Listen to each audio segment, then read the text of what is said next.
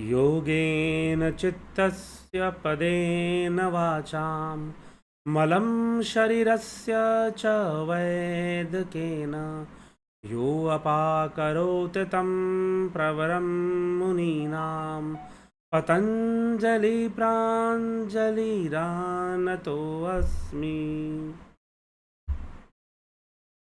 जिज्ञासु मित्रों, बहुत बहुत अभिनंदन है आप सभी का दिव्य सृजन में।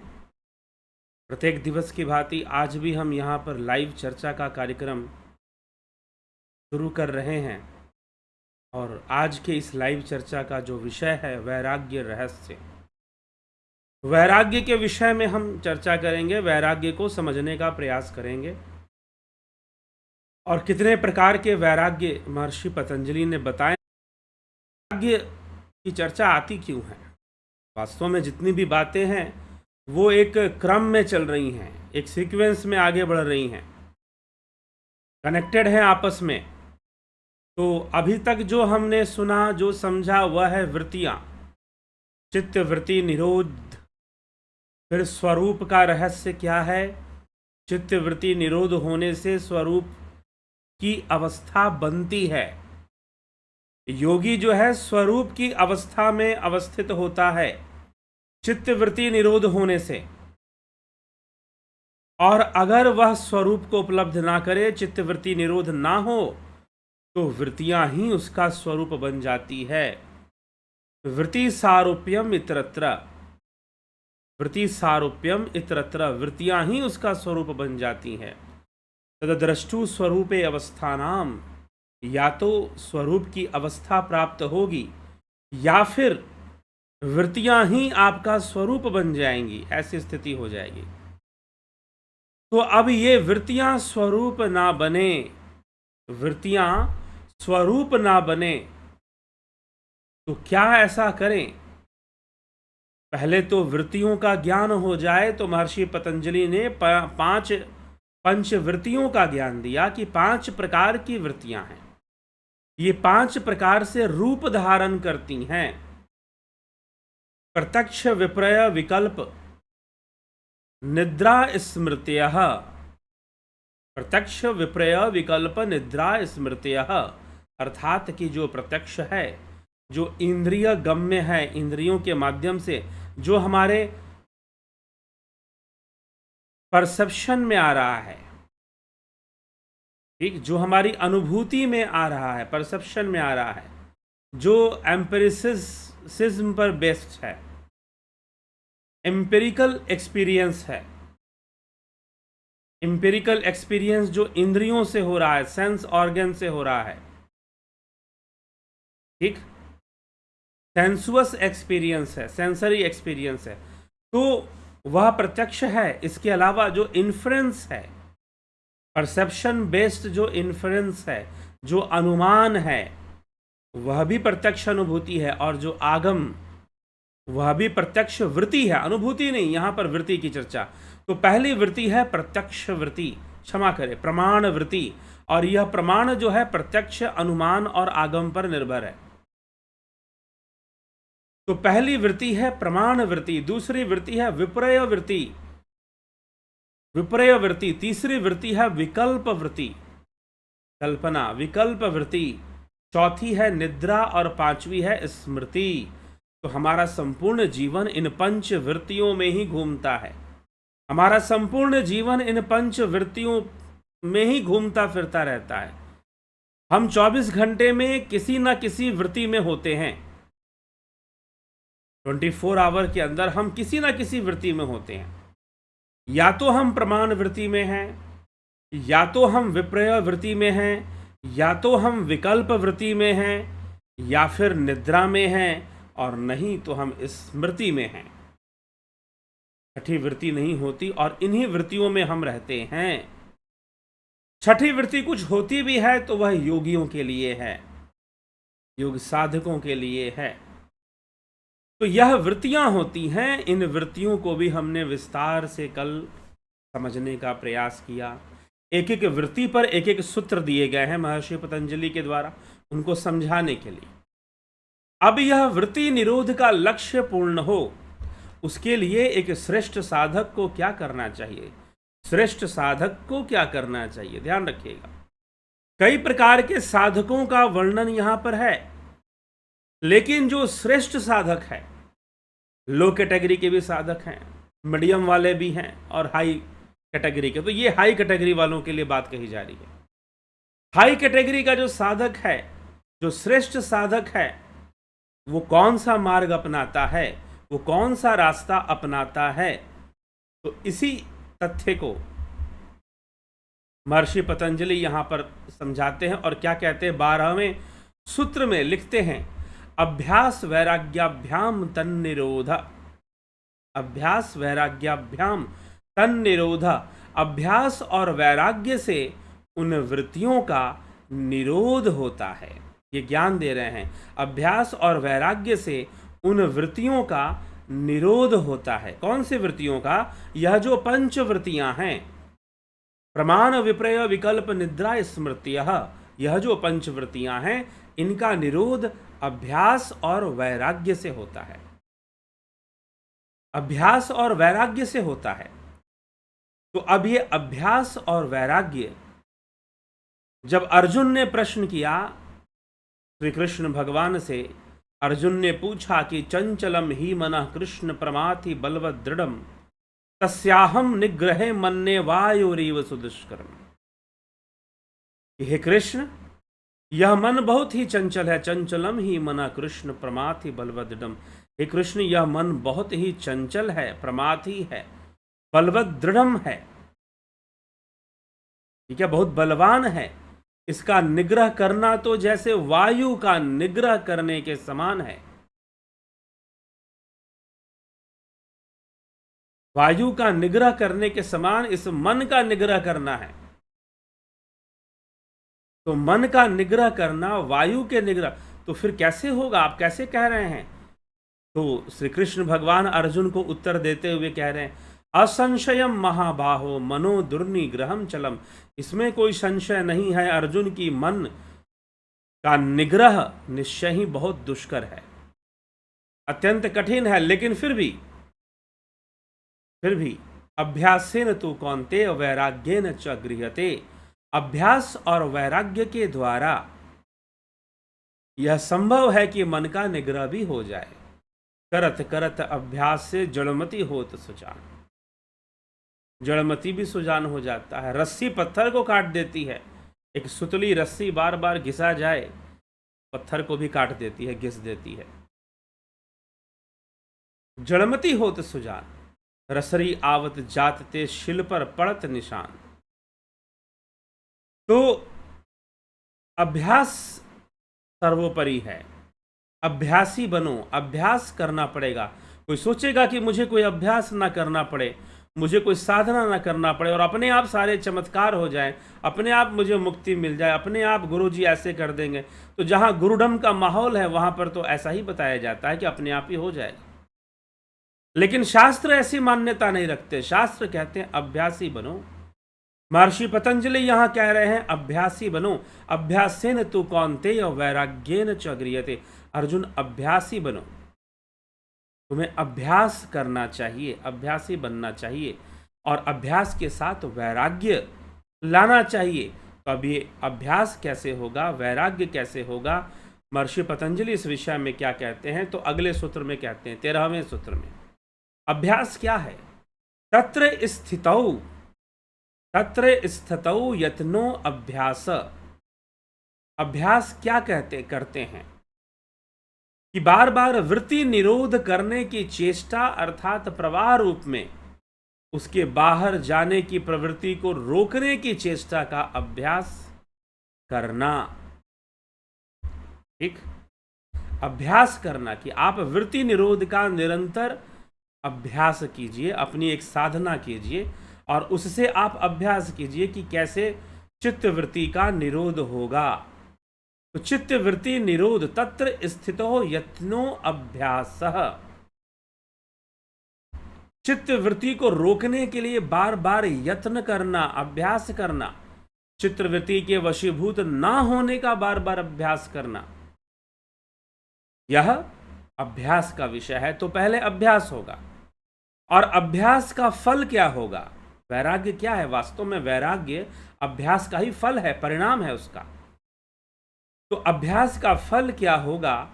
तो अभ्यास का फल बताते हुए महर्षि पतंजलि कहते हैं, सतु दीर्घ काल नैरंतर्य सत्कारा सेवितो दृढ़ भूमि।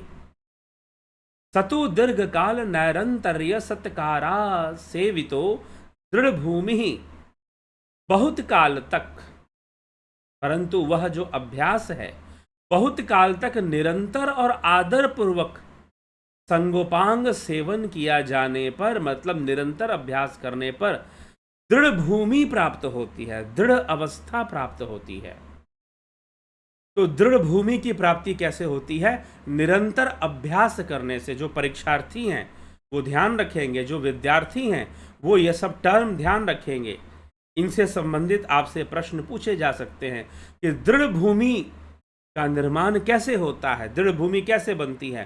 तो निरंतर अभ्यास करने से, चित्त वृद्धि का अभ्यास करने से, चित्त वृत्तियों को रोकने से, चित्त वृत्ति निरोध का अभ्यास करने से एक दृढ़ भूमि का निर्माण, एक मजबूत मन का निर्माण होता है, एक फोकस्ड माइंड डेवलप होता है और व्यक्ति अपने चित्त वृत्तियों को रोकने में सामर्थ्यवान हो जाता है, चित्त वृत्तियों को रोकने में सामर्थ्यवान हो जाता है।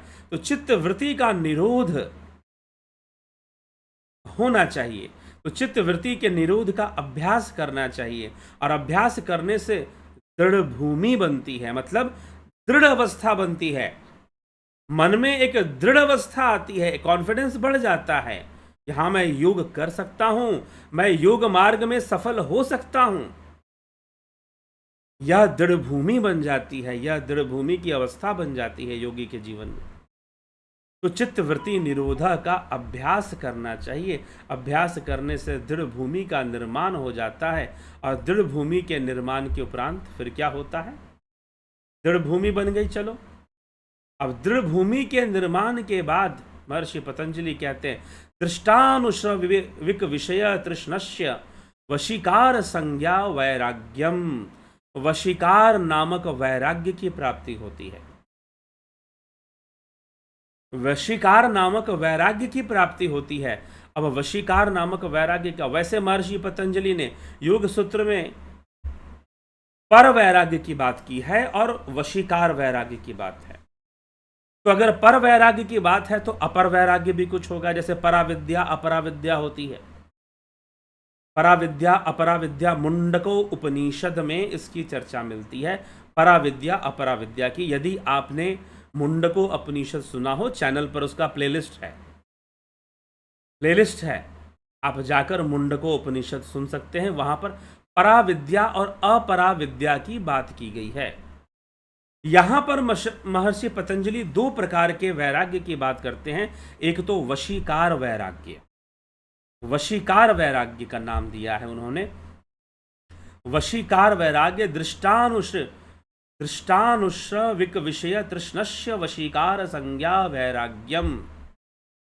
वशीकार संज्ञा वैराग्यम, वैशिकार संज्ञा वाली एक वैराग्य। फिर आगे लिखते हैं, तत्परम पुरुषख्यातेर गुण वैतृष्ण्यम। पुरुषख्याते है गुण वैतृष्ण्यम ततः परम, अर्थात पुरुष के ज्ञान से जो प्रकृति के गुणों में तृष्णा का सर्वथा अभाव होता है वह पर वैराग्य है। तत्परम पुरुष ख्यातेर गुण वैतृष्ण्यम। तो अब ये दो प्रकार के वैराग्य की चर्चा महर्षि पतंजलि यहां कर रहे हैं, एक वशीकार वैराग्य और एक पर वैराग्य। अगर पर वैराग्य है तो फिर कुछ अपर भी होगा। अब पराविद्या अपराविद्या क्या थी? पराविद्या थी जो इंद्रियों के परे है, जो तत्व ज्ञान है, जो साधना से प्राप्त की जा सकती है। और अपराविद्या क्या थी? अपराविद्या जो आप बाहर से प्राप्त करते हैं। पराविद्या जो ध्यान योग से प्राप्त होता है, साधना के मार्ग से प्राप्त होता है। और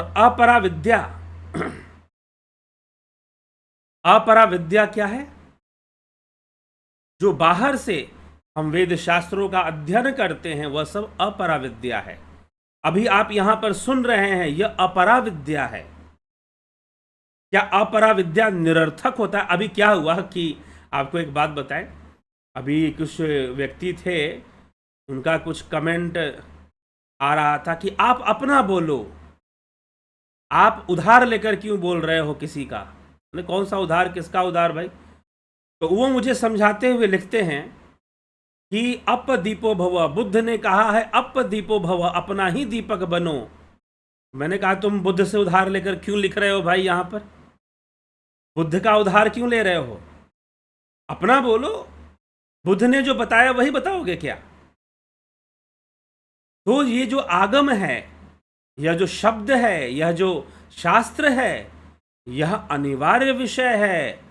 नहीं तो नहीं होने से, अब यहां पर एक और व्यक्ति, अब चक्कर क्या है कि मूर्खता असीमित होती है, और दूसरा क्या है कि एक तो मूर्ख आदमी और उसे गुरुडम मिल जाए तो वो महामूर्ख साबित होना शुरू हो जाता है।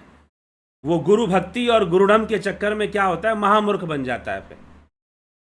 तो अब वो कमेंट कोई कर रहा था कि कबीर तो पढ़े लिखे नहीं थे, रामकृष्ण वो तो आत्मज्ञानी ब्रह्मज्ञानी थे। प्रश्न ये है कि आपको आत्मज्ञान दिया है गुरुजी ने, आपको ब्रह्मज्ञान दिया है, भाई ये बात प्रमाणित कहां से होगी? सामान्य जन में आप कैसे प्रमाणित करोगे? और रही बात, जब आप मुझे कहते हो कि आपको अनुभव नहीं है, आप पढ़े लिख के बोल रहे हैं, तो आप अपना अनुभव प्रमाणित कर दो, क्योंकि अनुभव प्रमाणित करने के लिए वाणी से नहीं कर पाओगे, सूक्ष्म जगत में आना पड़ेगा मिलने के लिए, तब प्रमाणित कर पाओगे। ठीक है? तो नहीं तो ध्यान योग करो। फिर ध्यान योग सिखाया जा रहा है, कई लोग ध्यान योग कर रहे हैं और कई लोग बहुत बहुत अद्भुत अनुभूतियां प्राप्त कर रहे हैं, अंतर अनुभूतियां प्राप्त कर रहे हैं। ठीक है? आओ करो प्राप्त अंतर अनुभूतियां, तुमको पता चलेगा कि किस आधार पर यहां बातें कही जा रही हैं, अनुभव के आधार पर कही जा रही हैं कि मात्र पढ़ के कही जा रही हैं। लेकिन अध्ययन का महत्व क्या है, कि सटीक बातें क्या हैं, वो हमें पता चलना, नहीं तो बहुत गलतियां भी हो सकती हैं। इसीलिए जब लोग मुझसे कहते हैं कि आप कबीर पर बोलिए, मैं क्यों कबीर पे बोलूं? कबीर क्या कुछ नया लेकर आ गए थे क्या? या वही उपनिषदों का ज्ञान नए तरीके से बखार रहे थे? कुछ नया लेकर आ गए थे कबीर? ठीक है, कुछ नया लेकर आ गए तो जाओ नया ले लो फिर। तो यही समस्या है। समस्या क्या है कि बहुत छोटी सी बात को लोग बहुत बड़ा करके दिखाते, और हमें लगता है कि शायद बहुत विशेष बात बताई जा रही है, बहुत विशेष बात बताई जा रही है।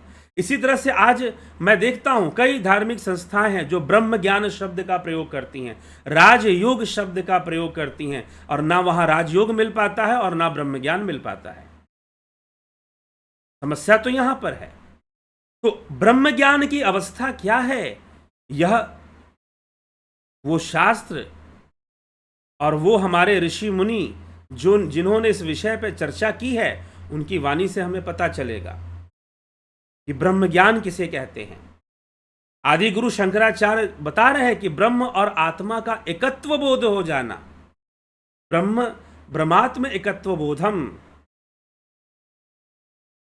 ठीक है, ब्रह्म और आत्मा, ब्रह्म आत्मैक्यत्व बोध, ऐसे लिखा है विवेक चूड़ामणि में उन्होंने, कि ब्रह्म और आत्मा का एकत्व बोध होना, जो कि तुरीय अवस्था में जाकर होता है, वहां जाकर तुम ब्रह्म ज्ञानी बन पाते हो। ठीक है? तो वहां जाकर ब्रह्म ज्ञान कहा जा सकता है, ना कि मात्र कुछ अनुभूतियों से, मात्र प्रारंभिक अनुभूतियों से आप ब्रह्मज्ञानी हो जाओगे। ठीक है, योग करिए आप। इसलिए श्वेतास्त्रो उपनिषद ने ध्यान योग बताया है कि ध्यान योग करना चाहिए, ध्यान योग के मार्ग पर चलना चाहिए। ध्यान योग करने से ब्रह्मज्ञान होता है। तो पता चला कि आपको पता ही नहीं कि ब्रह्मज्ञान किसे वास्तव में शास्त्र कहते हैं। शास्त्रों का, अरे भाई, आप जब ये कहा जाता है, हमारे शास्त्र तो ये कहते हैं देहस्ता सर्व तीर्थानि, देहस्ता सर्व देवन धाम, देहस्ता सर्व विद्याश्च गुरुवाक्यान लभ्यते। तो भैया स्कूल जाने की क्या जरूरत है? विद्यालय में एडमिशन लेने की क्या जरूरत है? किसी भी तरह की पढ़ाई लिखाई करने की क्या जरूरत है? और इस सिद्ध महापुरुषों के एनजीओ रजिस्टर्ड कराने की क्या जरूरत है? जो अनुभव का दावा करते हैं वो जाकर एनजीओ क्यों रजिस्टर करवा लेते हैं? सोसाइटी रजिस्ट्रेशन की क्या जरूरत है? ठीक है, तो क्या जरूरत है? सारी विद्या देह के अंदर है, सारी विद्या सारे देवधाम शरीर में है, ये हमारे शास्त्र कहते हैं। तो फिर आवश्यकता ही नहीं है कि किसी विद्यालय में जाकर आप एडमिशन लो, पढ़ाई करो, लिखाई करो, कोई जरूरत ही नहीं है। सब कुछ व्यर्थ हो जाता है, तो सब गलत ही तो हो रहा है ना। फिर क्यों पढ़ाई लिखाई हो रही है? जाओ ढूंढ लो विद्या, तुम्हारे देह में तो है ही। तो यह समझने की आवश्यकता है। यहां पर सिर्फ बड़ी बड़ी बातें और कमेंट कर देने से नहीं हो जाता। प्रमाणित करो ना अपने बातों को, प्रूफ करो अपनी सिद्धि से, अपनी शक्ति से। ठीक, कि आपको कोई अनुभव नहीं है तो यहां कमेंट करने क्यों आए हो भाई?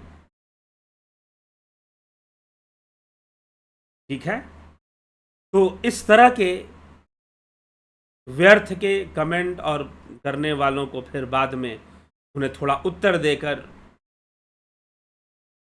उनको फिर दूसरा मार्ग दिखाना पड़ता है। तो इसीलिए ये पता चलता है, इन रियलिटी भ्रम ना फैले। आज देखो बहुत सारे वैराग्य के नाम पर बहुत सारा भ्रम है, वैराग्य के नाम पर बहुत सारा भ्रम है। लोग समझते हैं, अब योगी के नाम पर बहुत सारा भ्रम है। भगवान कृष्ण गीता में स्पष्ट करते हैं, लेकिन वो वाला श्लोक गीता में भला सुनाता कौन है? कौन सुना रहा है वो वाला श्लोक? अनाश्रितो कर्म फलम कार्यम कर्म करोति यस सन्यासी च योगी। कि जो अनाश्रित होकर कर्म फल के प्रति अनाश्रित होकर कर्म करने वाला है वही सन्यासी है, योगी है। ना कि वेश धारण। कृष्ण सन्यासी हैं, कृष्ण ब्रह्मचारी हैं, अर्जुन सन्यासी है, योगी है। ना कि मात्र अग्नि कर्मों का त्याग करने वाला योगी होता है, ना कि मात्र अग्नि कर्मों का त्याग करने वाला योगी होता है। कब समझाओगे? वैरागी का अर्थ ही लोग कुछ अलग समझ के रखते हैं कि वास्तव में वैराग्य कौन सी अवस्था है और लोग कैसे वैराग्य लेते। इसीलिए शास्त्र अध्ययन जरूरी है। पता चलेगा आपको शास्त्र पता ही नहीं है कि शास्त्र में क्या लिखा हुआ है, और कोई आत्मज्ञान के नाम पर, वही बात है कि बहुत बड़ा नाम लेकर छोटी सी चीज पकड़ा देगा। राजयोग पता ही नहीं कि राजयोग शास्त्रों में किसे कहा गया। बहुत बड़ी संस्था है, राजयोग के नाम पर अपना प्रचार करती है, लेकिन जो शास्त्र सम्मत राजयोग है उसका नामो निशान वहां पर नहीं है। उसका नामो निशान उस तथाकथित संस्था में नहीं है। ठीक है, तो ये सारे भ्रम दूर कैसे होंगे? यदि शास्त्र का ज्ञान नहीं होगा, यदि शास्त्रों को खोला नहीं जाएगा। ये लंबे समय में जहां पर हमारे शास्त्र विलुप्त रहे, भगवान कृष्ण भी कहते हैं कि हाँ विलुप्त हो जाते हैं, तो लंबे समय तक विलुप्त रहे। अब आवश्यकता है कि हम शास्त्रों से जानें कि हम जो भी हमारा धर्म है, पूजा पाठ साधना, हमारी धार्मिक संस्कृति, साधना और संस्कृति जो भी है, हमारे शास्त्र किस प्रकार से हमें समझाते हैं, सरलता पूर्वक हमें समझ में आए, जनमानस को समझ में आए और धार्मिक सुधार हो पाए। अब यहां पर कुछ लोग बहुत बड़े अनुभवी हैं। भैया इतने ही बड़े अनुभवी हो, इतने ही बड़े ज्ञानी हो तो ले आओ कुछ क्रांति व्रांति, कुछ अपना सिद्धि प्रयोग करो। यहां पर कमेंट करेंगे कि नहीं आपको कोई अनुभव नहीं है, आप ऐसे ही पढ़ के बोल रहे हैं। तो हम तो कहते ही पढ़ के बोल रहे हैं, तो हम आमने सामने पढ़कर बोलते हैं। ठीक है, लेकिन उसका उद्देश्य क्या है? अनुभव की ओर चलना। शास्त्र वाक्यों को समझने के लिए भी अनुभव होना जरूरी है। शास्त्र वाक्यों को समझने के लिए भी अनुभव होना जरूरी है। साधना का सटीक अनुभव होगा तभी आप वाक्यार्थ कर पाएंगे, उन वाक्यों का सही अर्थ दे पाएंगे। तो एक तो ऐसे ही गलत परिभाषाएं लगाकर लोग बैठे हुए हैं, गलत अर्थ का अनर्थ करके लोग बैठे हुए हैं। कोई मन मर्जी का राजयोग दे रहा है, कोई मन मर्जी का ब्रह्म ज्ञान दे रहा है। ठीक है, तो हमें शास्त्र अनुकूल आज समय है नहीं, यही तो सनातन धर्म कमजोर होना शुरू कर देता है। कमजोर पड़ना शुरू हो जाता है। तो यह विचार करने की आवश्यकता है, यह समझने की आवश्यकता है। तो इसीलिए शास्त्र अध्ययन और शास्त्रों का के अंदर जो बातें समझाई गई हैं उसको प्राप्त करना, उसको समझना वर्तमान समय में सनातन धर्म की रक्षा के लिए, सनातन धर्म के उत्थान के लिए अत्यंत अनिवार्य है। अत्यंत अनिवार्य है कि हम ये जानें कि हमारे शास्त्र किसी बात को कैसे कहते हैं, उन्होंने किस पद्धति से हमें साधना करने के लिए कहा है, उन पद्धतियों को हम जानें और समझें। ठीक है, तो चलिए, तो ये हमें समझना चाहिए। और यही महर्षि पतंजलि वैराग्य के बारे में लोग क्या कहते हैं, नारी मुई घर संपत्ति नासी मून मुडाय भय संन्यास।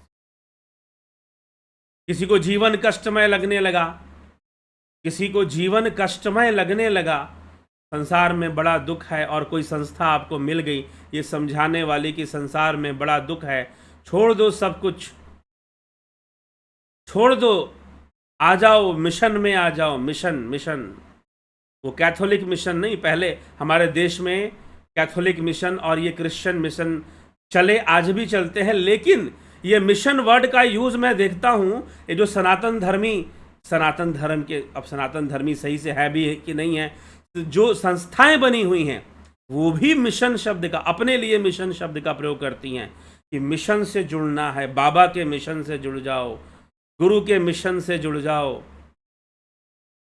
वही कल्ट डेवलपमेंट का काम चलना शुरू कर देता है, और फिर गलत परिभाषाएं, अर्थ का अनर्थ किया जाता है, अर्थ का अनर्थ किया जाता है। छोड़ दो, संसार में तो दुख ही है, संसार में तो सारा का सारा जीवन दुखी है, सब दुखी है संसार में, तुम जो है सुख को प्राप्त करो।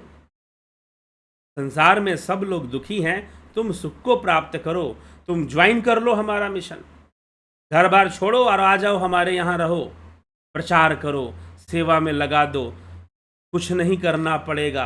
अब वहाँ चले गए, कुछ नहीं करना पड़ेगा, लेकिन वहाँ जाकर भी अगर माया घेर ले, वहाँ जाकर भी 99 से 100 बनाने का शौक पहले से भी ज़्यादा दुगना हो जाए कि धन इकट्ठा करना है, बहुत बड़े बड़े आश्रम बनवाने हैं, बहुत ज़मीनें खरीदनी है, फिर बचा ही क्या तुम्हारे पास? फिर से तुम किसी न किसी महत्वाकांक्षा में पड़ गए,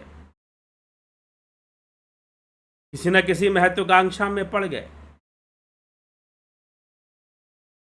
ठीक है, तुलसीदास ने ग्रंथ लिखे, ना कोई आश्रम बनाया, ना कोई मठ बनाया, ना कोई जमीनें खरीदी,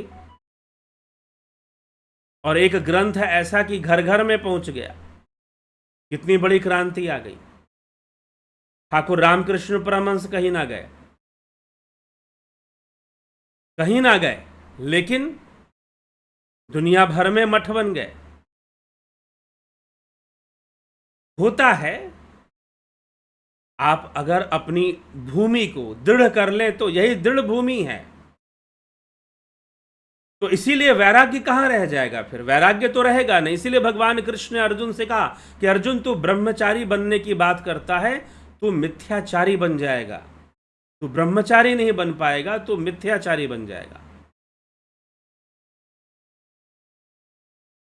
तो व्यर्थ मिथ्या आचरण क्यों करना?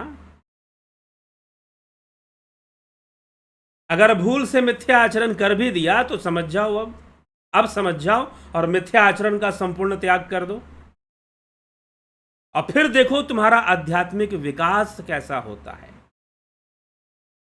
आध्यात्मिक विकास तुम्हारा कैसा होता है, मिथ्या आचरण त्यागने के बाद कैसा होता है,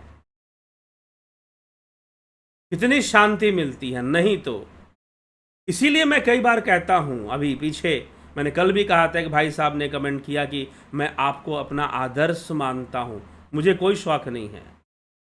बहुत सारे गुरुओं बाबाओं के बीच में रहकर कोई मुझे गुरु जी कहकर बहुत प्रतिष्ठित कर दे, बहुत प्रतिष्ठा दे दे, इस चीज की इच्छा ही खत्म हो गई। ठीक है, तो यह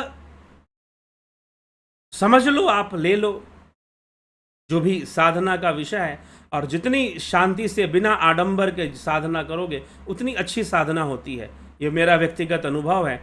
उतनी बढ़िया साधना होती है, उतना अधिक आध्यात्मिक विकास होता है। लेकिन दुर्भाग्यपूर्ण है कि आदमी थोड़ा सा भी धर्म के रास्ते पे चल जाए, थोड़ी सी भी भक्ति कर ले, तो उसके मन में एक वासना घर कर जाती है कि लोग उसे सम्मान देने चाहिए, लोगों को उसको सम्मान देना चाहिए।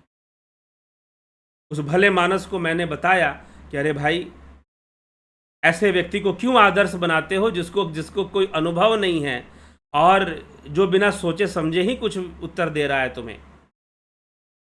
उसको आदर्श बनाओ ही मत, क्यों लिख रहे हो? खुद एक ढोंग का मतलब अपनी ढोंग प्रवृत्ति को तो प्रदर्शित कर ही दिया। तो इसीलिए अध्यात्म और योग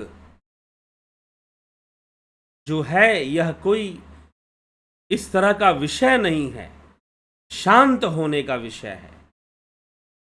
और जब बहुत सारे आदमी लेबल्स लगा लेता है, बहुत तरह की चीजें बना लेता है, इकट्ठा कर लेता है, तो दिक्कत ही आती है, उससे कोई लाभ नहीं होता और वो कोई वैराग्य नहीं है। जबरदस्ती बंधन का वैराग्य वैराग्य नहीं होता।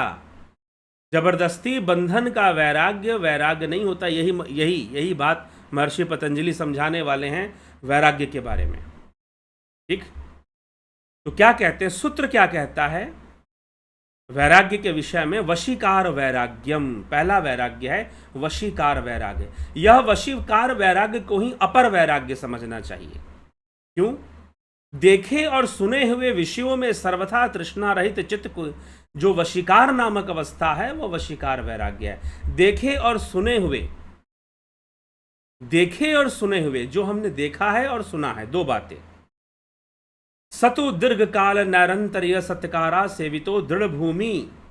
यह तो दृढ़ भूमि है कि निरंतर अभ्यास करने से दृढ़ भूमि हो जाएगी, लेकिन दृष्टानुश्रविक विषय वितृष्णस्य वशीकार संज्ञा वैराग्यम। देखे और सुने हुए विषयों के प्रति तृष्णा का सर्वथा त्याग कर देने वाले के पास जो एक अपूर्व भाव आता है, जिससे यह समस्त विषय वासनाओं का दमन करने में समर्थ होता है, उसे वैराग्य या अनासक्ति कहते हैं।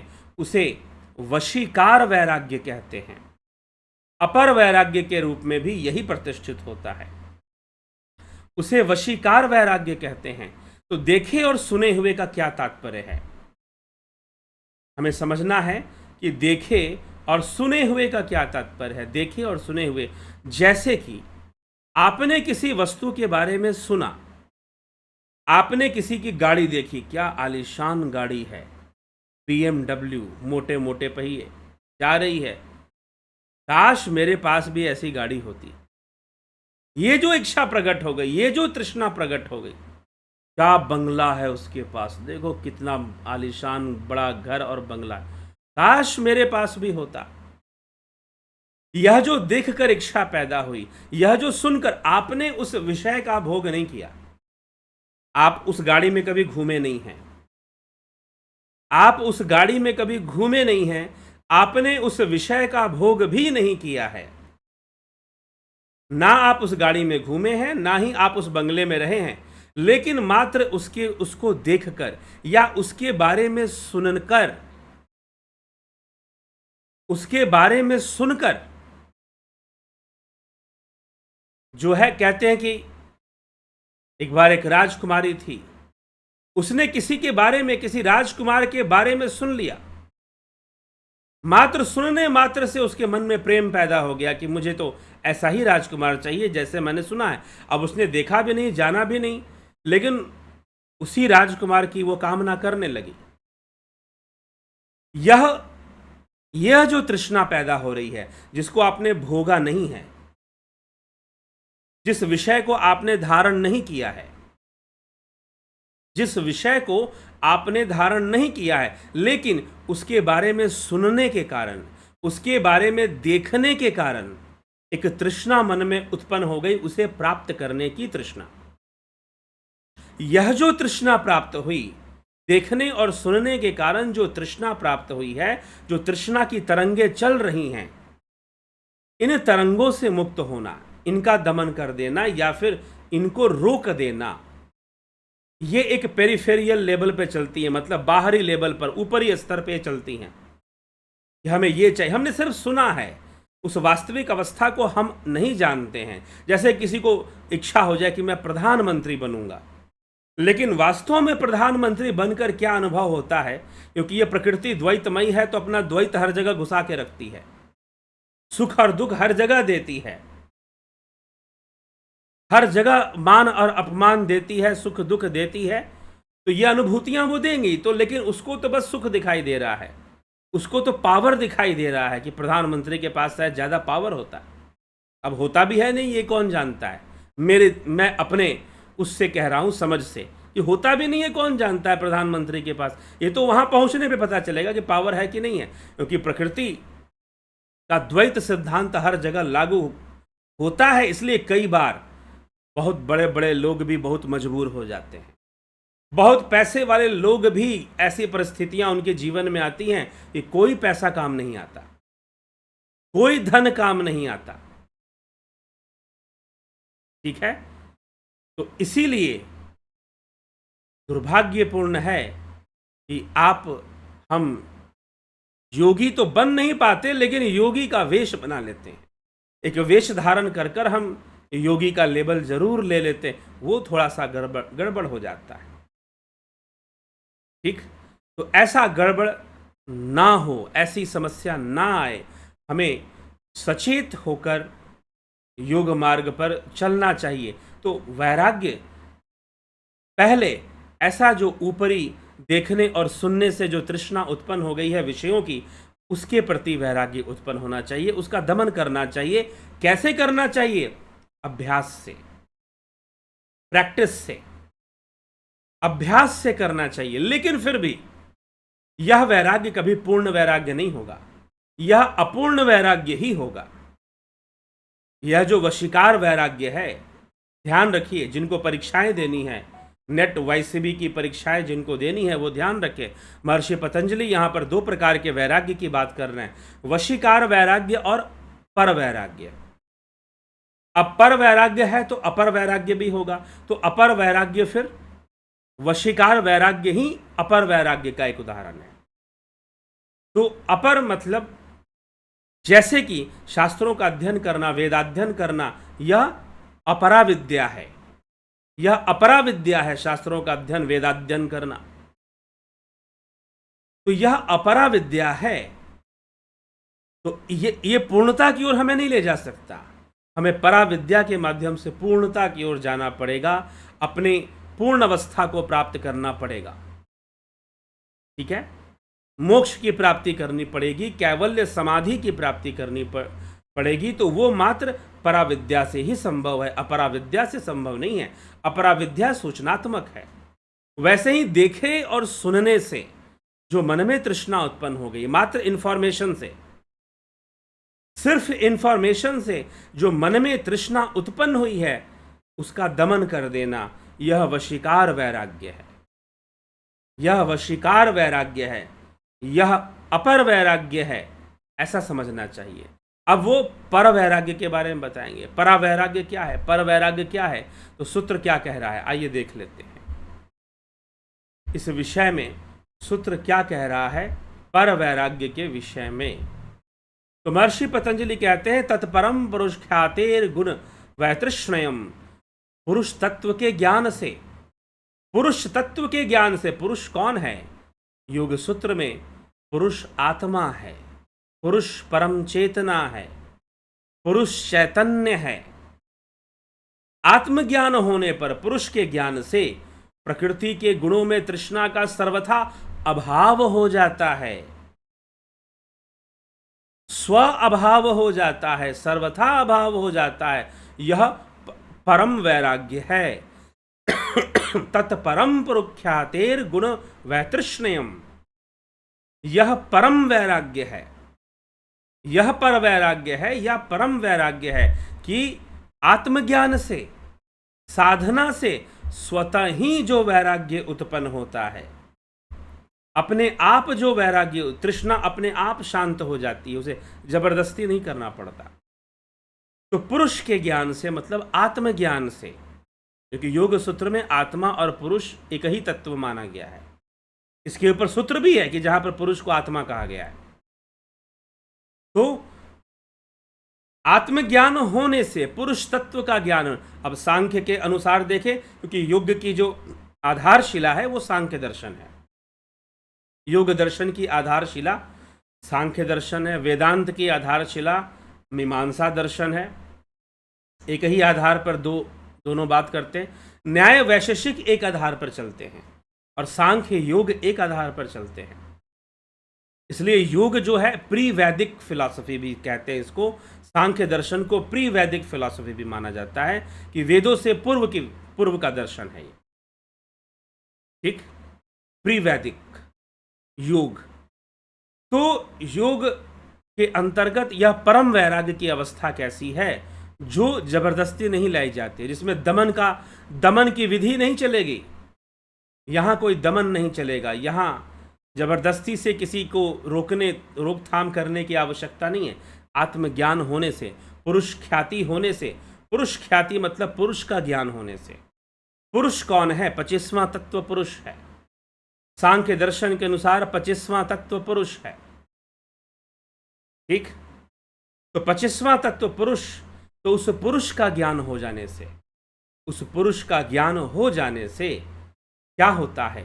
स्वतः ही परम वैराग्य की प्राप्ति होती है। कुछ करना नहीं पड़ता, परम वैराग्य की प्राप्ति हो जाती है। और ऐसा परम वैरागी योगी अब किसी भी अवस्था में रहे, उसको कोई फर्क नहीं पड़ता। वो भोजन करेगा तो स्वाद के प्रति उसका वैराग्य होता है।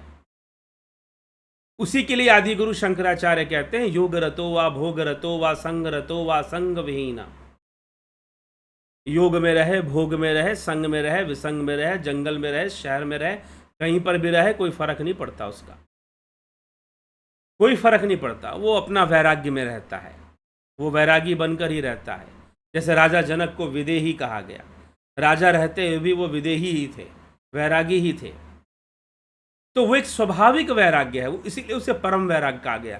वो जबरदस्ती नहीं आता, वो तो पुरुष के ज्ञान से आता है, वो तो आत्म प्रतिष्ठा से, आत्मज्ञान की प्रतिष्ठा से, ब्रह्म ज्ञान से आता है। ये कहो, उस चैतन्य से जब हम जुड़ जाते हैं, उस चैतन्य के प्रवाह में प्रवाहित होते हैं।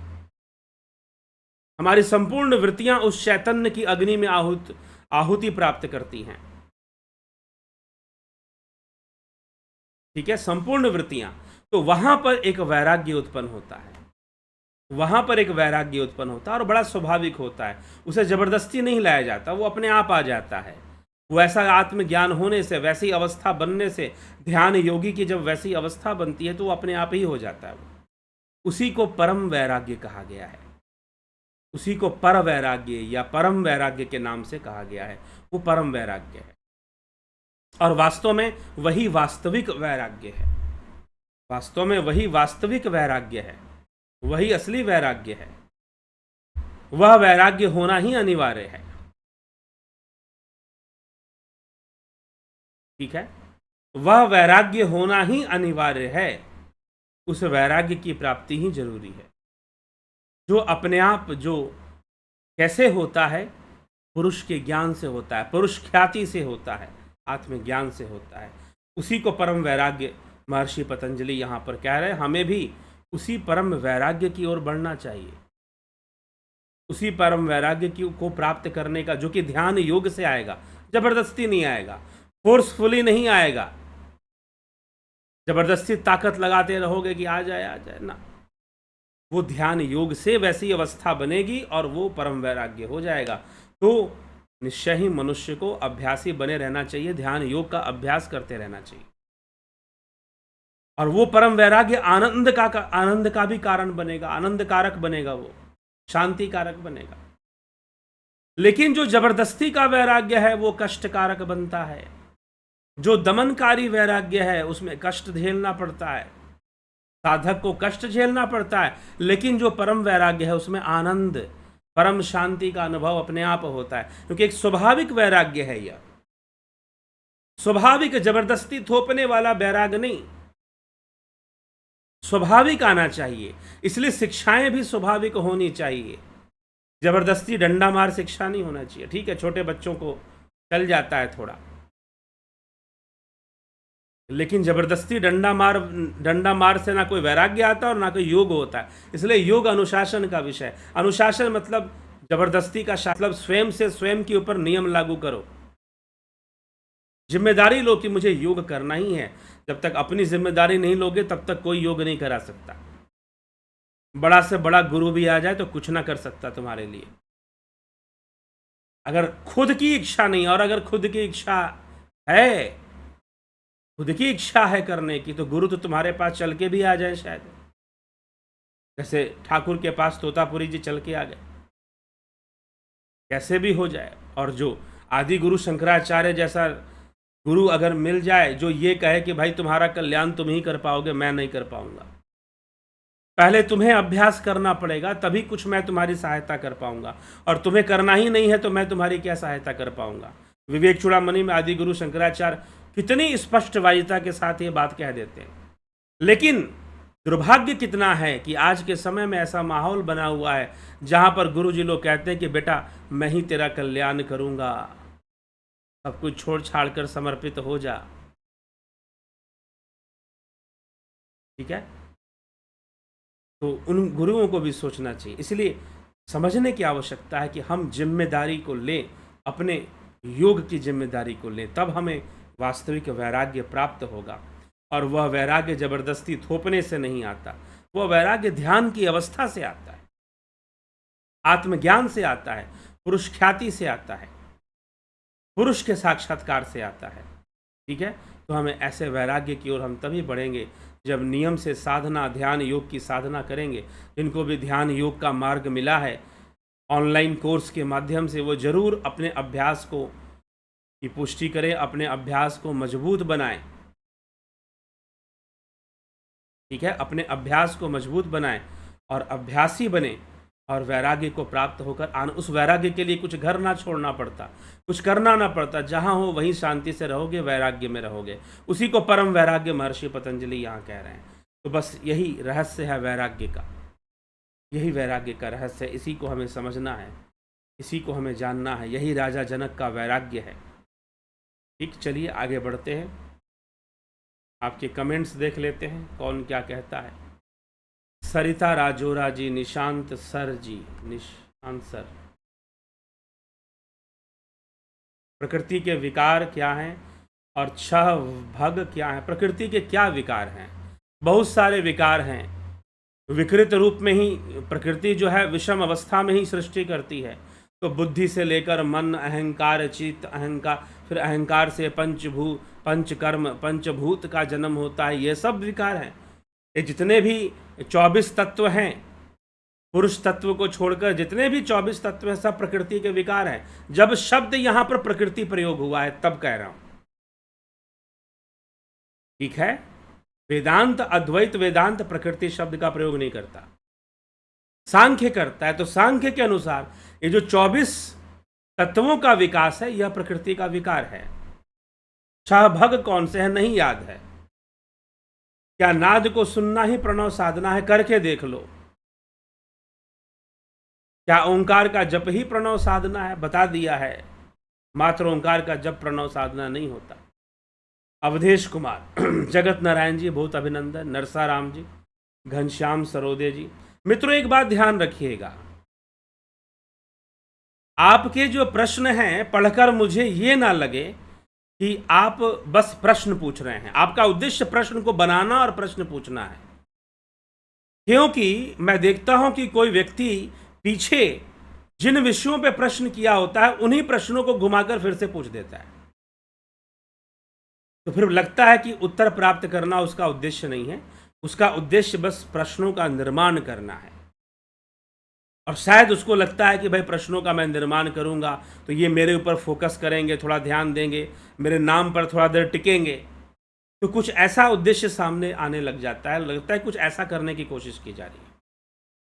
ठीक है, तो आप ध्यान रखें, विचार करके ही आप प्रश्न करें।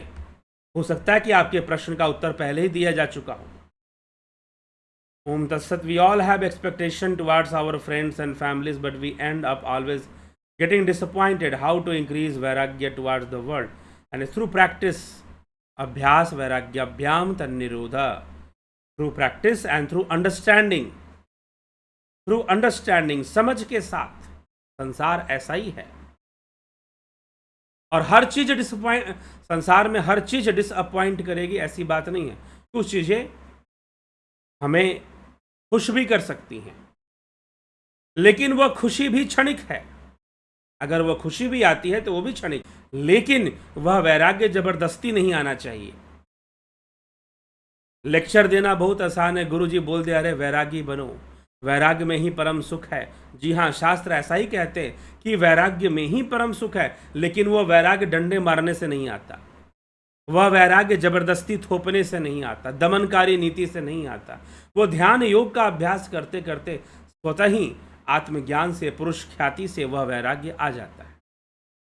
तो जो स्वतः आता है उसमें आनंद होता है, और जो स्वतः नहीं आया उसमें पीड़ा होती है, उसमें कष्ट होता है, क्योंकि आप उसके लिए तैयार नहीं हैं और जबरदस्ती का वैराग्य थोपने में लगे हुए हैं, थोपने में लगे हुए हैं। तो उस वैराग्य से पीड़ा है, उस वैराग्य में कष्ट है। जो स्वतः आता है वह वास्तविक वैराग्य होता है। ठीक है, तो उसके लिए हमें अभ्यासरत रहना चाहिए। लेकिन इसका मतलब ये नहीं कि हम जो पहले वाला जो वैराग्य वो है उसका अभ्यास करना चाहिए, और निरंतर ध्यान योग करते हुए, ध्यान योग से, पुरुष ख्याति से, आत्मज्ञान से वैराग्य स्थापित होगा, परम वैराग्य स्थापित होगा। तत्परम पुरुष ख्यातिर वृतस्नेया, ठीक ना, तृष्णा से मुक्ति होगी। तो पुरुष ख्याति से, आत्मज्ञान से वैराग्य अपने आप, सारी चीजों से जो लगाव है, जो राग है, वो अपने आप ही खत्म हो जाएगा। जबरदस्ती रोकने की आवश्यकता नहीं। फिर तो क्या है, फिर तो वो योगी संसार में सांसारिक रूप से भी जीवन व्यतीत करे तो वैरागी ही रहेगा, वैरागी ही बना रहेगा। ठीक है, विक्रम सिंह जी, जयंती भाई पटेल, राकेश मराठे, कन्हई कुमार जी, सविता नायक जी, अवनी प्रधान, रतन सिंह जी, हीरा लाल यादव, विनोद कुमार शर्मा, उषा श्रीवास्तव, पवन कुमार गुप्ता, राम निवास मीना, पंकज सोनी, अमन कक्कर, विंदेश्वरी मिश्रा, माधुरी कोल्हे, रूपलाल विश्वकर्मा, श्वेता राय सिन्हा जी, बहुत अभिनंदन है आप सभी का। राम गोपाल जांगीर, संतोष देवी, शिवम भट्ट, राजू पाल, निशांत शर्मा,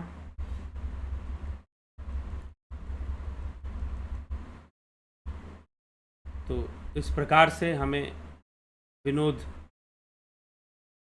कुमार सूजिश, श्वेता कुमारी, बिमला सा, अमन कक्कर, कुछ लोगों की वृत्तियां ठीक नहीं थी और वो लोग अब इस दुनिया में नहीं हैं, पर मैं देखता हूँ उनके परिवार वाले उनकी तस्वीर मंदिर में भगवान के साथ रखते हैं। ठीक है, वो अपने पूर्वज के रूप में मानते होंगे, पितर के रूप में, देवताओं के साथ रखते हैं।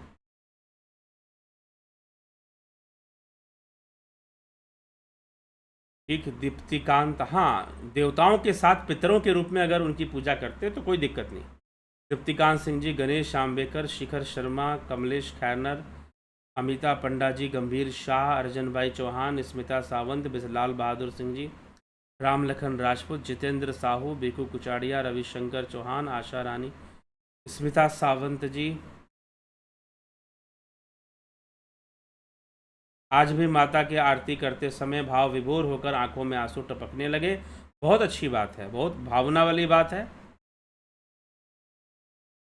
जब मन एकाग्र हो गया माता के चरणों में तो आंसू गिरे। रामविलास जी, विष्णु चंद्र मौर्य जी, अशोक गोयल, हरीश डंगवाल जी, नीति सिन्हा जी, विजय बाला जी, उत्कर्ष तिवारी, रमेश यादव, गणेश पवार, धन्यवाद भारत, ब्रह्मा जी, आशा रानी, ब्रह्मा जी, मूर्खों के नेगेटिव कमेंट को वैल्यू देकर टाइम बर्बाद करना नहीं सर, आपको समझना मूर्खों की बस की नहीं है। ठीक है, लेकिन कई लोग जो कमेंट करते हैं वो इस उद्देश्य से नहीं करते।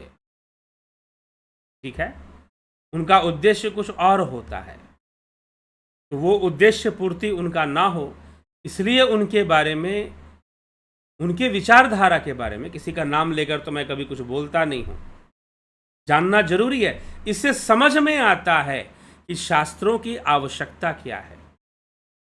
क्योंकि अगर आपको आवश्यकता ही नहीं पता होगी तो आपको शास्त्र अध्ययन के प्रति ज़्यादा कोई रुचि, कोई रुझान नहीं होगा। आवश्यकता यही है कि धर्म को लेकर जो बहुत सारे भ्रम पैदा हो गए हैं, आध्यात्म को लेकर जो बहुत सारे भ्रम पैदा हो गए हैं, उन भ्रमों का निवारण शास्त्र अध्ययन से होता है, शास्त्रों को समझने से होता है। ठीक, राकेश चंद्र शर्मा, राकेश गुप्ता, प्रभुला, अर्जुन पाटिल, सुप्रीत जी, शिवम जोशी, संतोष गुप्ता, प्रथमेश, भगवती यादव जी, दिनेश भाई डाबी, आदि कुशवाहा जी,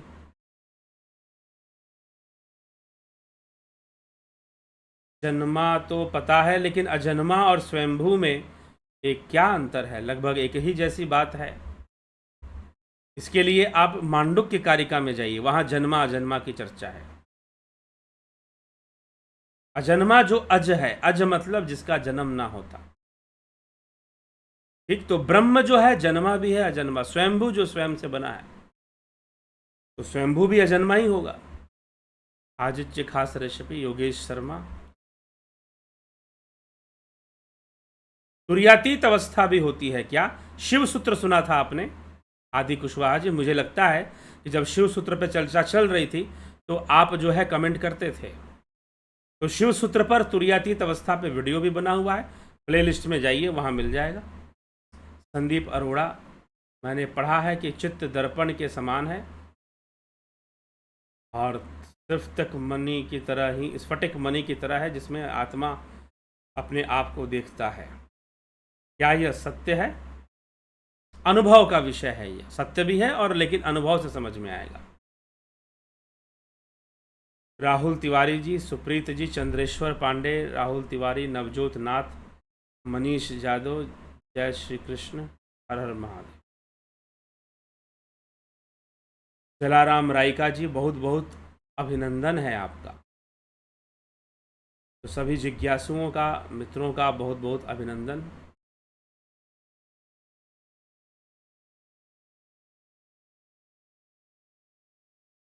ठीक, चलिए,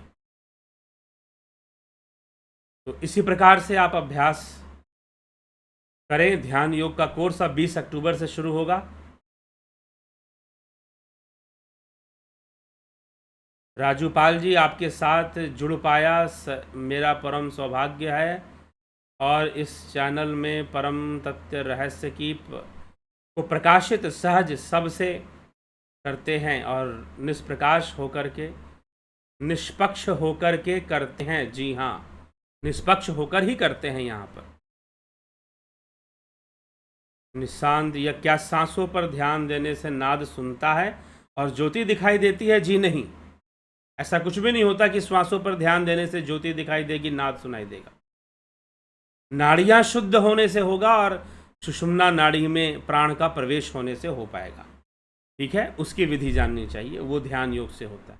चलिए ठीक है, इसी के साथ हम आज के विचारों को विराम देते हैं। कल फिर मिलते हैं लाइव चर्चा में। जुड़े रहें, बने रहें, और यदि आपको लगता है कि यहाँ पर श्रेष्ठ विचार दिए जा रहे हैं तो निश्चय ही शेयर भी कर दिया करें, सब्सक्राइब भी कर दिया करें। तो बहुत बहुत आभार आप सभी का। इसी के साथ आज के विचारों को विराम देते हैं। कल फिर मिलते हैं 9 बजे रात्रि में लाइव चर्चा में। बहुत बहुत आभार।